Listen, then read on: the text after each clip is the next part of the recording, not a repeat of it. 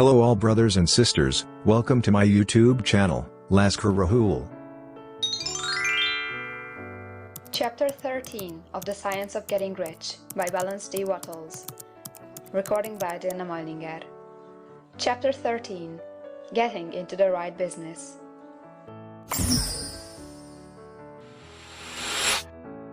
Success in any particular business depends for one thing upon your possessing in a well-developed state the faculties required in that business. Without good musical faculty, no one can succeed as a teacher of music. Without well-developed mechanical faculties, no one can achieve great success in any of the mechanical trades.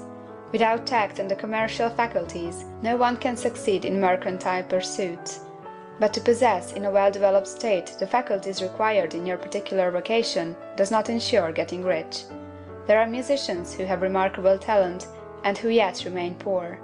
There are blacksmiths, carpenters, and so on who have excellent mechanical ability but who do not get rich. And there are merchants with good faculties for dealing with men who nevertheless fail. The different faculties are tools. It is essential to have good tools, but it is also essential that the tools should be used in the right way. One man can take a sharp saw, a square, a good plane, and so on, and build a handsome article of furniture. Another man can take the same tools and set to work to duplicate the article, but his production will be a botch. He does not know how to use good tools in a successful way. The various faculties of your mind are the tools with which you must do the work which is to make you rich. It will be easier for you to succeed if you get into a business for which you are well equipped with mental tools. Generally speaking, you will do best in that business which will use your strongest faculties, the one for which you are naturally best fitted. But there are limitations to this statement also. No man should regard his vocation as being irrevocably fixed by the tendencies with which he was born. You can get rich in any business, for if you have not the right talent, you can develop that talent. It merely means that you will have to make your tools as you go along, instead of confining yourself to the use of those with which you were born. It will be easier for you to succeed in a vocation for which you already have the talents in a well-developed state, but you can succeed in any vocation, for you can develop any rudimentary talent, and there is no talent of which you have not at least the rudiment. You will get rich most easily in point of effort if you do that for which you are best fitted, but you will get rich most satisfactory if you do that which you want to do.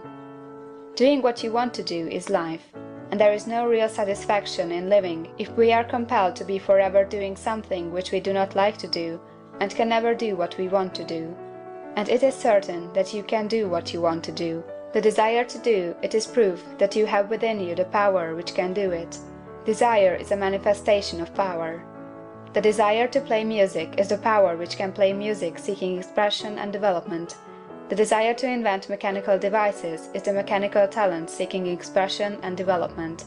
Where there is no power, either developed or undeveloped, to do a thing, there is never any desire to do that thing. And where there is strong desire to do a thing, it is certain proof that the power to do it is strong, and only requires to be developed and applied in the right way. All things else being equal, it is best to select the business for which you have the best developed talent, but if you have a strong desire to engage in any particular line of work, you should select that work as the ultimate end at which you aim. You can do what you want to do, and it is your right and privilege to follow the business or avocation which will be most congenial and pleasant. You are not obliged to do what you do not like to do, and you should not do it except as the means to bring you to the doing of the thing you want to do. If there are past mistakes whose consequences have placed you in an undesirable business or environment, you may be obliged for some time to do what you do not like to do, but you can make the doing of it pleasant by knowing that it is making it possible for you to come to the doing of what you want to do. If you feel that you are not in the right vocation, do not act too hastily in trying to get into another one. The best way generally to change business or environment is by growth. Do not be afraid to make a sudden and radical change if the opportunity is presented, and you feel after careful consideration that it is the right opportunity. But never take sudden or radical action when you are in doubt as to the wisdom of doing so. There is never any hurry on the creative plane, and there is no lack of opportunity. When you get out of the competitive mind, you will understand that you never need to act hastily.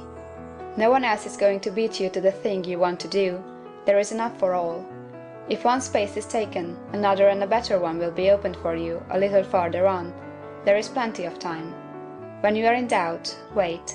Fall back on the contemplation of your vision, and increase your faith and purpose, and by all means, in times of doubt and indecision, cultivate gratitude. A day or two spent in contemplating the vision of what you want, and in earnest thanksgiving that you are getting it, will bring your mind into such close relationship with the Supreme that you will make no mistake when you do act. There is a mind which knows all there is to know, and you can come into close unity with this mind by faith and the purpose to advance in life, if you have deep gratitude. Mistakes come from acting hastily, or from acting in fear or doubt, or in forgetfulness of the right motive, which is more life to all, and less to none.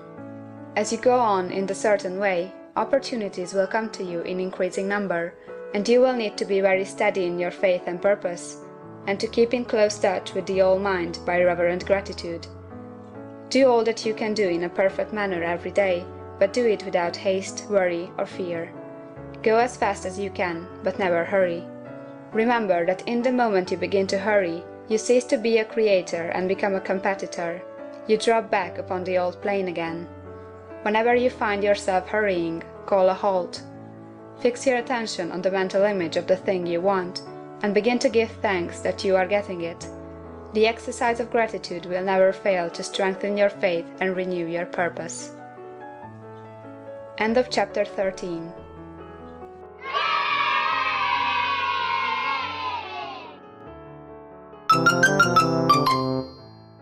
Thank you for watching this video. Thanks for your valuable time, my dear brothers and sisters.